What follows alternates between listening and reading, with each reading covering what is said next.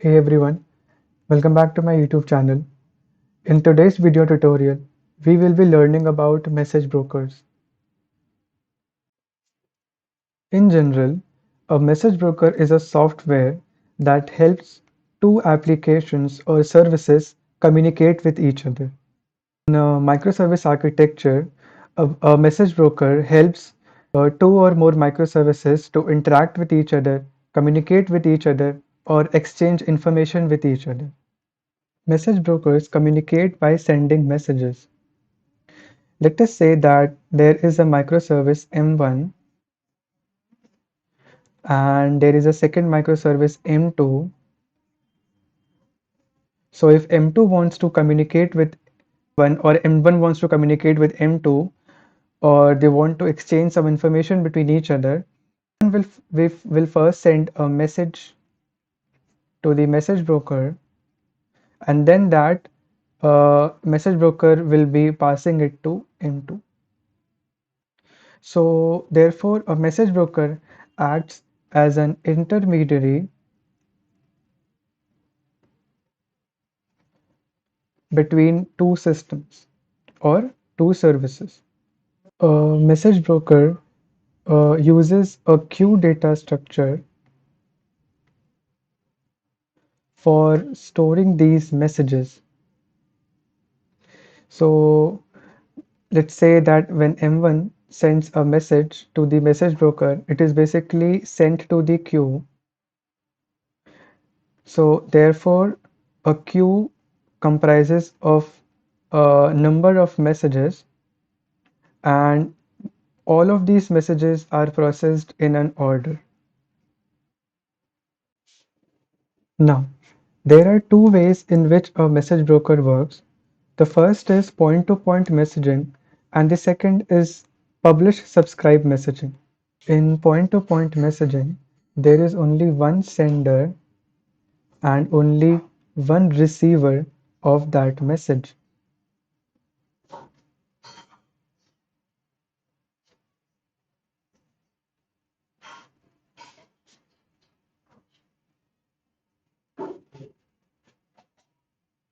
Whereas in the publish-subscribe messaging, there is one sender,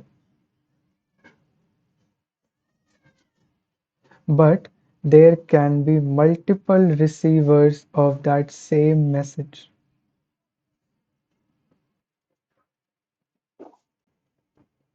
When learning about message brokers, one must always have a question that why are we actually using message brokers for communication between two microservices? Why can't we use REST APIs for that? Why do we need a middle party between two services? Why can't two microservices sending out multiple REST endpoints?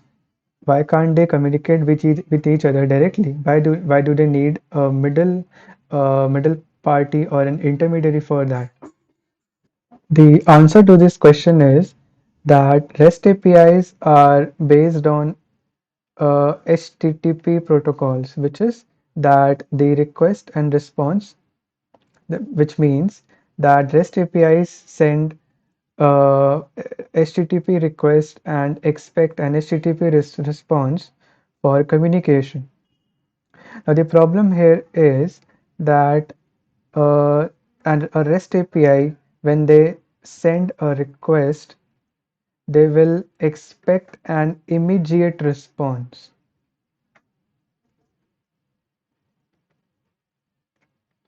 And if this response is not received, then the user might face a timeout error.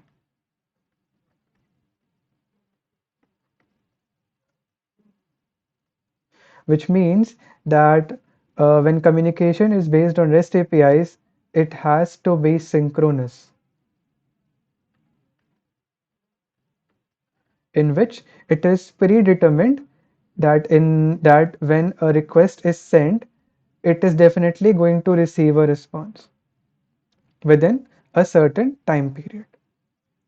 Now, the case with message brokers is that they are not HTTP based communication protocols. Neither do they expect a response when a request is sent. When a microservice sends a message to the message broker, its job is done. It is now the job of the message broker to successfully deliver it to the recipient microservice.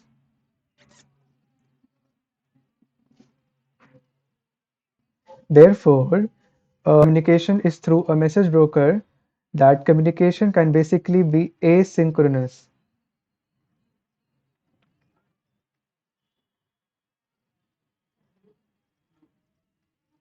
So it is not necessary that the response time or a response is actually never required.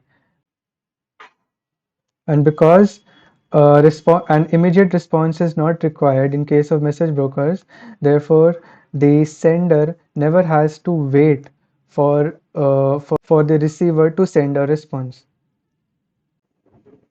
So this is for today, guys. This was a brief introduction to message brokers and how they work. Hope that you like it.